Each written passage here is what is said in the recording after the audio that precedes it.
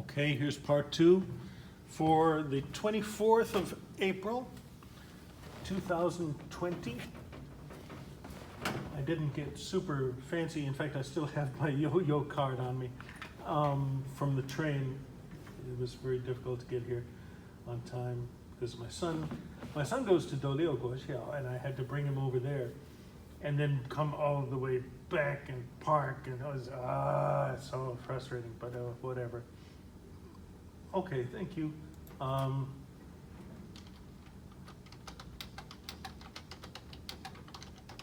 Yay, part two starts now. Why is everything in freaking Chinese? Gosh, thank you for responding in English anyway. That's very nice of you, I'm sure. Okay, so I was just looking through some of Robert Browning's other poems, and they're really so good. Geez, they're really good. Okay, so now I'm turning off my camera and going back to the screen, and we will proceed to proceed. Okay, good. I picked up two poems here, both of them very nice. Not so much to read now, but just because they're so good. Love Among the Ruins and Fra Lippo Lippi, which I just spontaneously remembered by myself. It's too long to get into today, but it's a delight to read. I encourage you to check it out.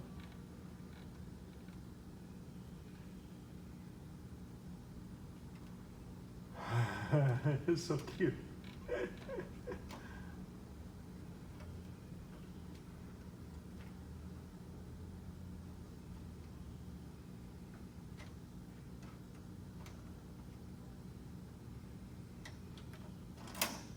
Okay, just looking through it again, it's really good. Natural magic is good, but I'm not going to get into that one because I don't feel like I'm ready to. This one is also really cute, and I really like the soliloquy of the Spanish cloister. In this case, the speaker is a monk, just like Fra Lippo Lippi, and he's kind of got cabin fever. He's like many of us do these days when we're all, sheltering in place and practicing social distancing, staying at home all the time. He's always there among all the other monks at this, abbey, and he is sick of one of the other monks, Brother Lawrence, and so he's just grumbling and grumbling about how Brother Lawrence does things that bother him, including even little silly things like different ways to take care of plants and stuff. He's really upset, and he's not feeling very religious at the moment. All right. Let me just look back here and see that it is actually recording. What?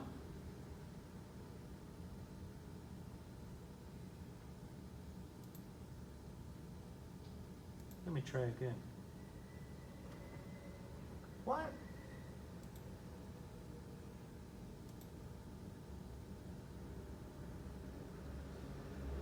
Okay, that's strange. I can't read what's going on in the chat. Way something, I don't know.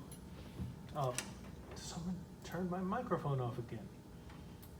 If that is even my microphone, I can't tell. I don't know where I am in this page. Jeez. Oh, there's a couple of yellows together. It's a yellow horse. Very nice. Chun, I guess. Oh, plus 53. Well, that's a large part of the class. That's very nice. Okay. I don't get it. Let me look again. Now it says, what's going on? I'm trying to record here. Jeez. Okay, it stopped again. Who's, what? Cancel. No, oh, this now says ting. No, don't ting, let's keep going. Okay, well, this would all be a lot easier if the computer were in English, or if there were any people helping me. Thou sucketh. Teams, I mean, at least the way you're working now. But this is going on, let's just keep moving on. Like I was, what the heck is this doing here? It's just really cute. Let's move on though. I've got a page about Robert Frost. Here we go. Robert Frost is another great Robert in poetry. He, wait, let me check that my microphone is working. Yes, it's on. Good. Here we go. Frost, from a young age, was ambitious and wanted to be a poet. And not only a poet, but a successful poet. Not only a successful poet, but the most successful poet in America. And he wanted to become the most famous and the most decorated and the most admired poet of them all. Now that's a big ambition, because it's, well, for one thing, it's not easy to be celebrated for being a poet in the first place, because people don't really care about poetry around here. I mean, in America. But he succeeded, he really did. He worked hard, he published a lot, and he made it. Kennedy made him the national poet, kind of like Southey was the poet laureate in, or whatever the right term is, the royal poet in England, or the UK, I can't tell the difference anymore. I mean, historically speaking. But he, yeah, he really made it. He made a name for himself and was well known by everybody as a poet. Who would have thunk it, huh? He was a 20th century poet, and he lived in New England, in the northeastern section of the United States, in rural or country areas, and that's kind of his niche. He himself, I think, was not really a farmer himself, but many of his poems, and usually like Wordsworth, he wanted to represent himself as a farmer or a rustic, rural dweller, a common person, you know. Even though he wanted to be very famous, he also wanted to write in his poems as himself, but a version of himself, which is a very, like I said, very rustic, not uneducated, but not sophisticated like a city slicker would be. One of his very most famous poems is The Road Not Taken, and that's because no one could pick the road up. Ha ha ha! I made a joke. Okay, whatever. This desk and this chair go to hell. Damn. Am I still recording? Apparently I am. Good. That's nice. I don't trust it because he seems to keep disappearing. The Road Not Taken is a really famous poem, and I've got it over here, I think. I've got to move down though. La da da da da da da da. Do da da da da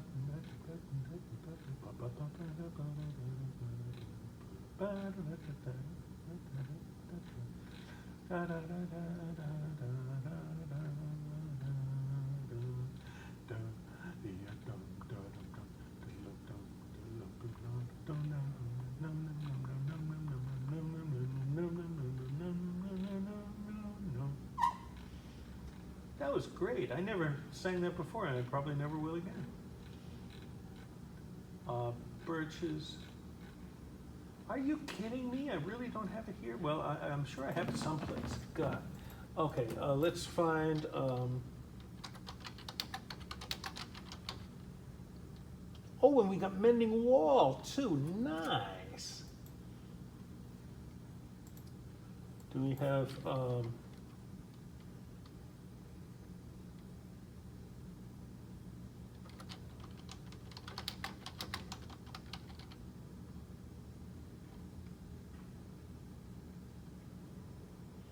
I really don't have that? That's incredible, but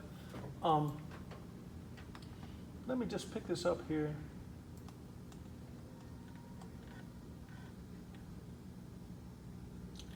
I'll pick up Mending Wall too because it's fantastic. Oh, and there that is. Okay, well, I'll have to pick it up in a second.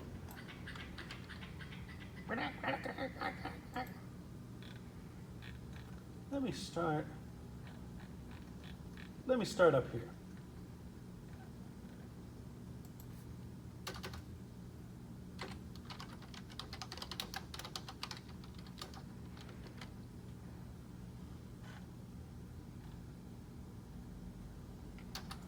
And then I go here to Stopping by Woods on a snowy evening. Wonderful. Let's get that in there. Here we go. Followed by the actual poem.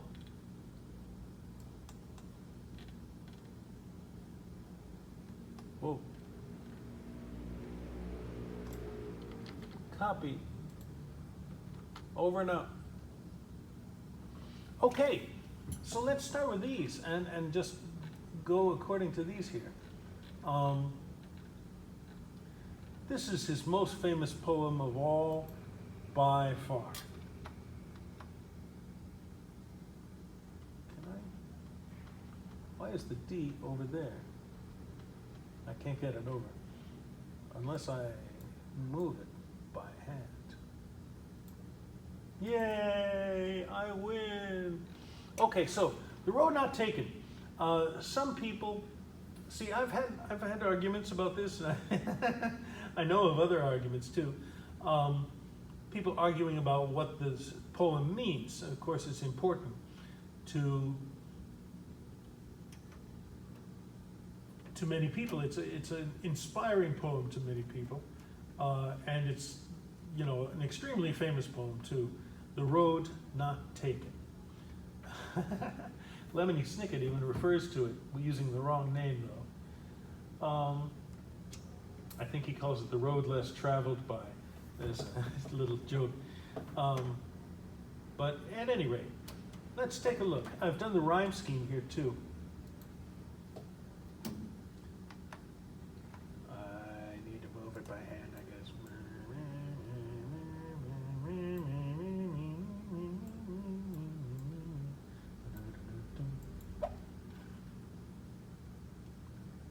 I don't know why it's doing this, but it's okay.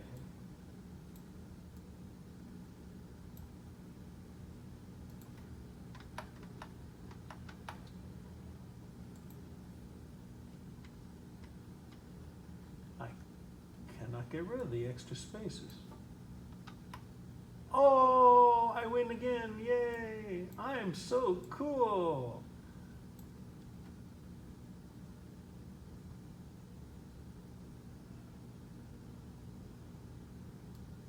Except some things are in the wrong place. I'm fixing it though. Smack my boogers. Okay. There's one more to move, and then we can move on to the poem. It's Sail. There we go.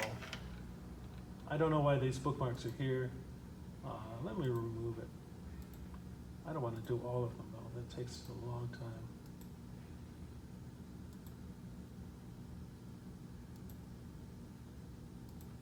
Okay, anyway, here it is. Some people think it's about his satisfaction at having chosen the life he chose to be a poet, and expressing the idea that he doesn't regret that choice. But other people say almost the opposite, that he's in fact bemoaning that choice of his to, let me double check, microphone's still on, good, and regretting that choice, or at least saying that, you know, he's not entirely pleased and he feels some regret at that choice. But most people do agree that this is a symbolic poem. It means something other than what the literal words say. It's metaphorical, not literal, or figurative. Okay, let me read it to you here because I like to read poems. Okay, and like to read text too, of any kind. Two roads diverged in a yellow wood, and sorry, I could not travel both, and be one traveler. Long I stood, and looked down one as far as I could to where it bent in the undergrowth. I wonder if I can remove this one. I did, yay. All right, verse 2. Oops. Huh.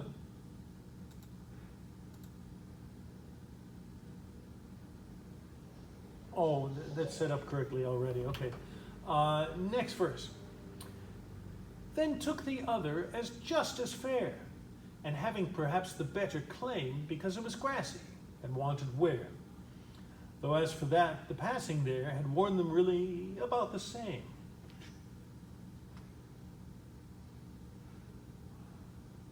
That doesn't entirely make sense, or maybe he's second guessing himself.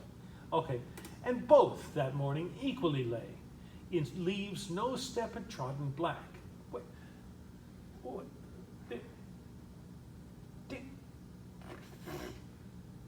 This is the first time I've had this reaction to this poem. First he says that the other road had less people walking on it and it wanted wear. In other words, it lacked being worn out because people weren't walking there. And then he says next, the passing had worn them really about the same, so they had both been walked on the same amount. And now he's saying that the leaves have not been stepped on by anybody. Which one is it, Robert Frost? You cuckoo poet? Jeez. Sorry, I get emotional sometimes. I'll start with this verse again.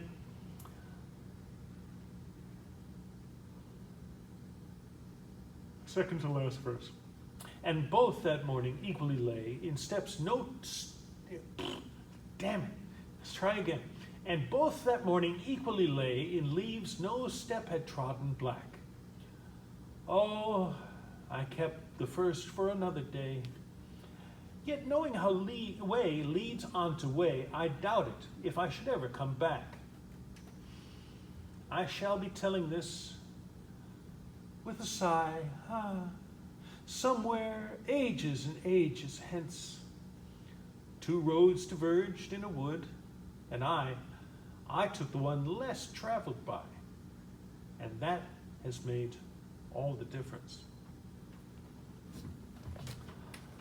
I can see, aside from this waffling about how many people had been walking on the two roads, it seems to me that there's a case to be made either way for whether he's celebrating or regretting his choice of careers. His family wanted him to be a businessman, like so many people like their kids to do, even if the kid doesn't want to be a businessman or a lawyer or a doctor. Hello, Taiwan. Still, parents want stuff for their kids which may or may not line up with what the kids themselves want. And sometimes they force them, which is a crime in my book. That is very wrong. That's my opinion, of course. It's not anything but my opinion. But I'm right. Darn it. Okay, so let's look at it one more time here. The rhyme scheme, if I recall correctly, G, H, G, G, H, E, F, E, E, F. Oh, I'm thinking of the other poem. C, D, C, C, D. A, B, A, A, B. Okay. In this one, all verses have the same rhyme scheme, the same meter. Two roads diverged in a yellow wood, and sorry I could not travel both, and be one traveling long I stood. This is sprung meter. Oh my goodness. It's not a strict meter in terms of the kind of meters that we've been studying, because the accents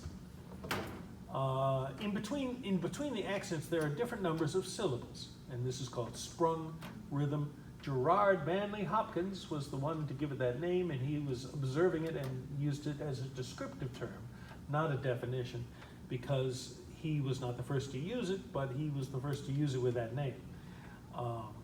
Reminds me of Mr. Scribe. Two roads diverge in a yellow wood. You see, the inna is two syllables, where most of the others in this first line all have one accented and one unaccented in one foot. Two roads diverged in a yellow wood, and sorry I could not travel both, and be one traveler long I stood, and looked down one as far as I could to where it bent in the undergrowth. Yeah, that is sprung meter, my friends. My goodness, I didn't ever notice that before. My goodness, wow. So anyway, he was walking in the woods. This is his conceit representing his life choice. I mean, at least most people think that's what it's talking about, because gee whiz, people don't really go through a woods near their house and walk and choose only one road, and they will never go back to it again because it's a woods near his house. He could try one day and one the other day, and it would be easy to do. So it doesn't seem to be a literal story at all. Okay. So anyway, he's walking in the woods, and on one road, and there was a fork in the road. It split into two different directions, and he wished that he could travel both, but it was impossible for him because he's never going to go back to where he was, because this is not a real wood, it's a figurative wood, a woods, if you want. He looked down the first way up until a bend or a curve in the road. Then he looked at the other side, the second one, and he thought, well, yeah, maybe this one seems to be less traveled, or maybe they're actually equally traveled. And oh, well, maybe they're both traveled exactly the same, and no one has ever walked on either road ever before.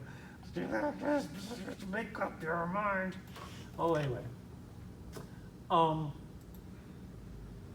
Now his decision is right here. Oh, I kept the first for another day. Yet knowing how way leads on to way, I doubted if I should ever come back. So, whoa. What is the heck? I'll find it. I moved somehow. I know not how. Here we go. So he's made decision in the middle of verse 3. I shall be telling this with a sigh. No laughing at that word, okay? Grow up. It's not lao sigh. Ha ha ha ha. No laughing, O'Brien. Okay. I shall be telling this with a some, or maybe it's or maybe it's I don't know. It could be one of those, or maybe he sounds more manly. Is it? Oh, not sure. kind of goofball am I anyway? I shall be telling this with a sigh, somewhere, ages and ages hence. It means in many years. Two roads diverged in a wood, and you know what? You know what?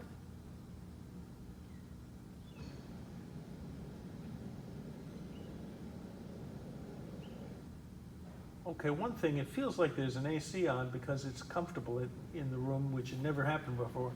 But what I was going to say is, this line is wrong. Is it?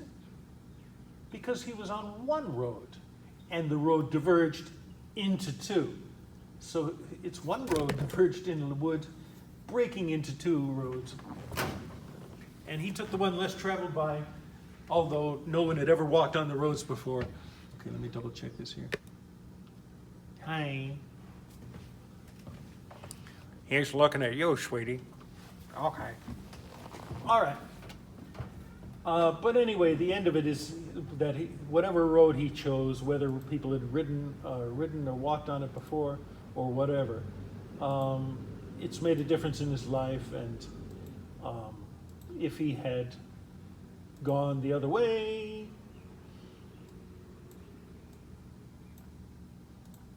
then his life would be totally different. Right. Now, this actually, I think, yes, this is early in his career, relatively early in his career, because he lived until 1963, for goodness sakes. He had another 43 he wasn't exactly young, though. He was born in 1874, so that gives him another 26 years plus 20, 46. He was 46 years old when this was published in a book called Mountain Interval. Gonna do it that way.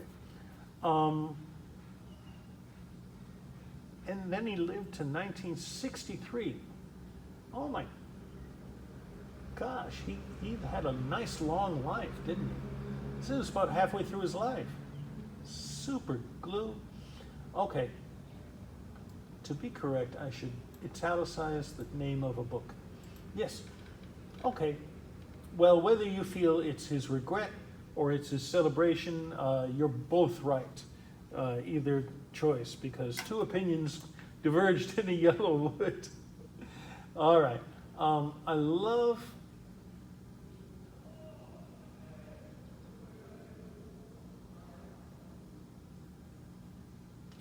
Mending Wall is excellent, but I don't think we have time for it.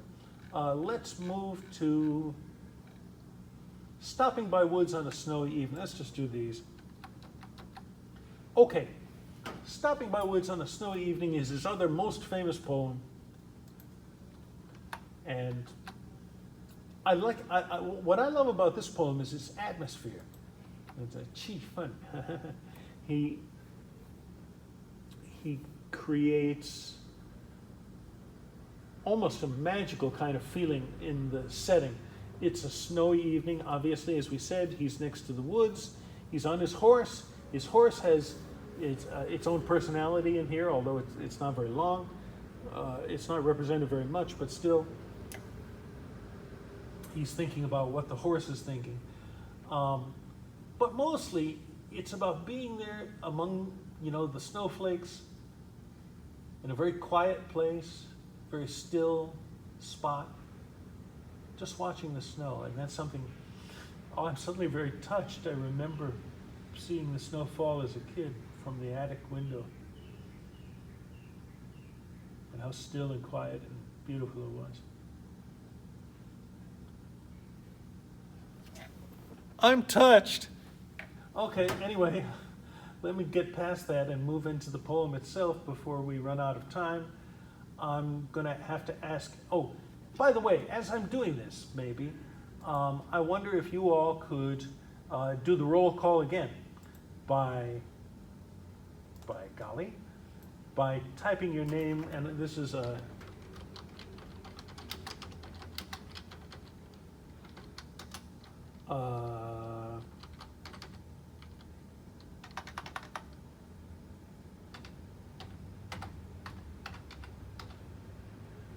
no?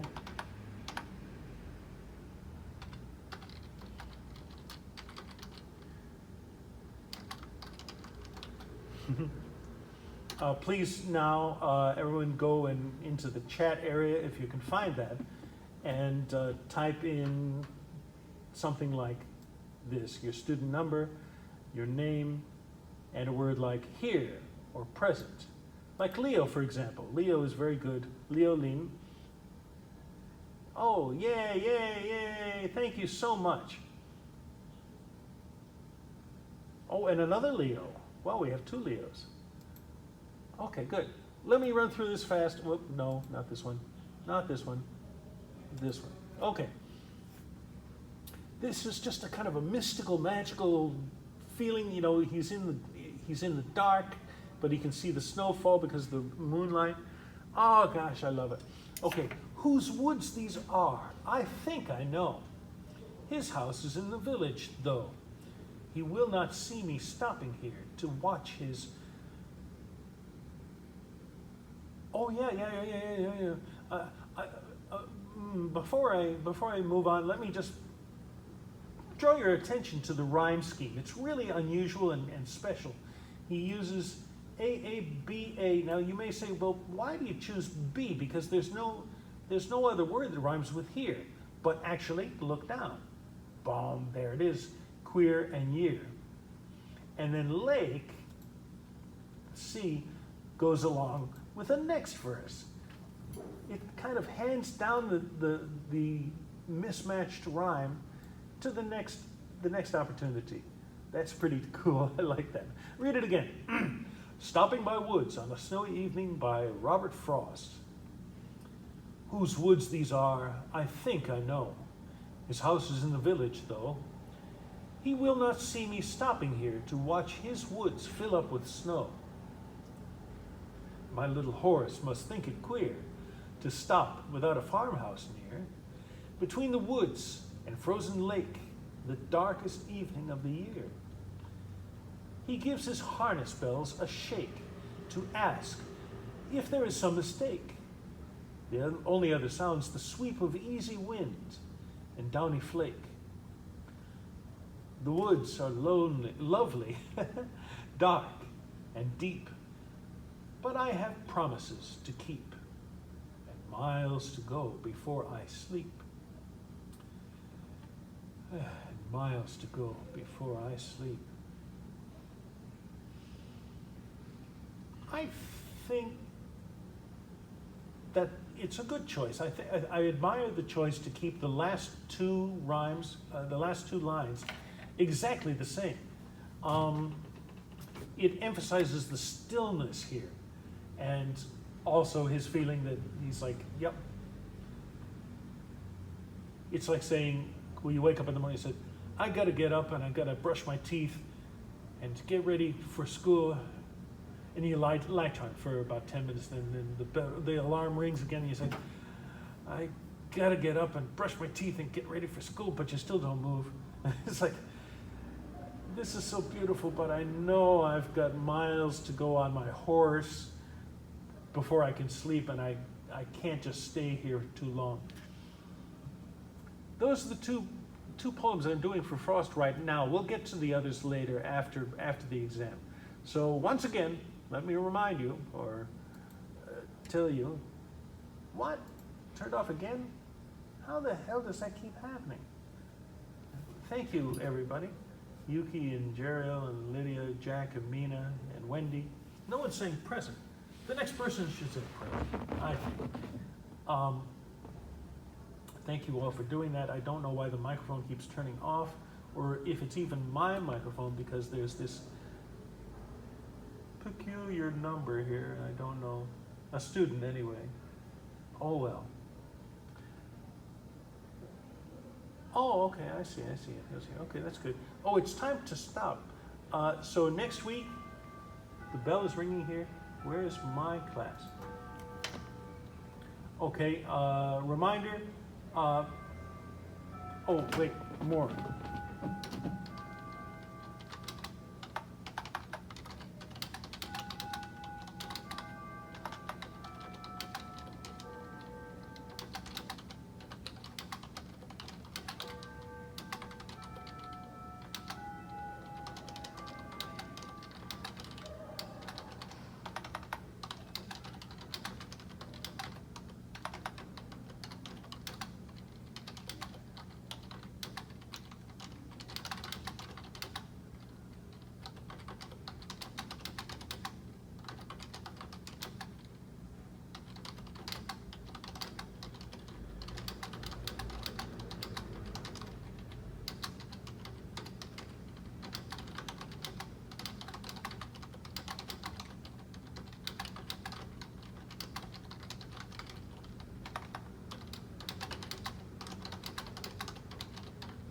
Yeah, this is an open book test, so bring any poetry, any notes, any text that you need. Bring it with you, your handwritten notes, if anyone even does that anymore. Bring all that stuff with you. You can, I personally recommend use your PC, which you'll need to pick up the exam in the first place. I recommend that you should probably print the whole exam out and do it by hand. What I'm going to ask you to do, and I'll write this down.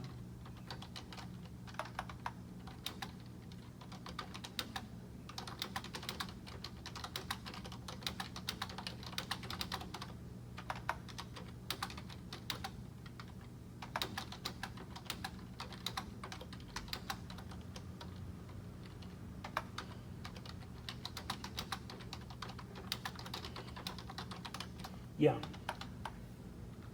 Bing. Yeah.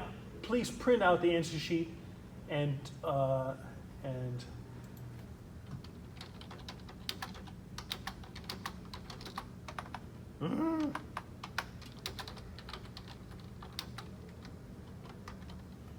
yeah, please fill it in by hand. I find it very hard to read printed answers, but handwritten answers are much easier. So please do that. Please respect my wishes in that, because it's so hard to do it otherwise.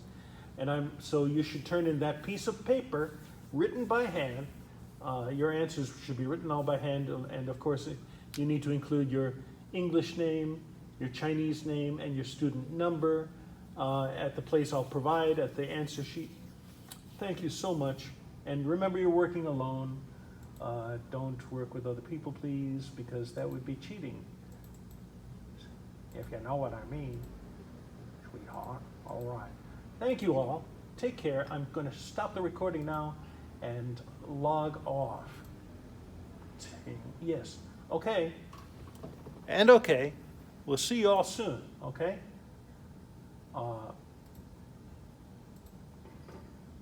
Just for a second, I'll look in here and say hi. Thank you very much for watching and for attending the class. Bye, Louis. See you soon. And now I'm going to stop recording. So I'll see you all soon. I will upload, whatever is the best choice onto the homepage, or maybe both versions. All right, here I go. Stopping now. Oh, wait a minute. I got a message here. Thank you very much, but please do not call me sir. I am a woman. You can say, see you soon, ma'am, or just professor. That's okay. That's fine. I don't mind. Professor, perfect. Bring it. Whoops. Did I turn it off? There it is. Off. Bye. Call. Now.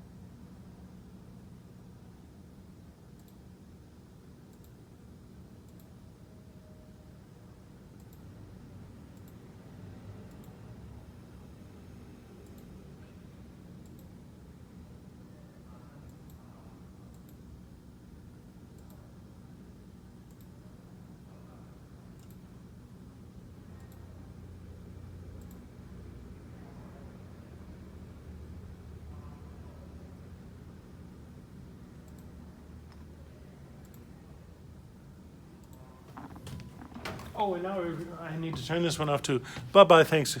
See you soon.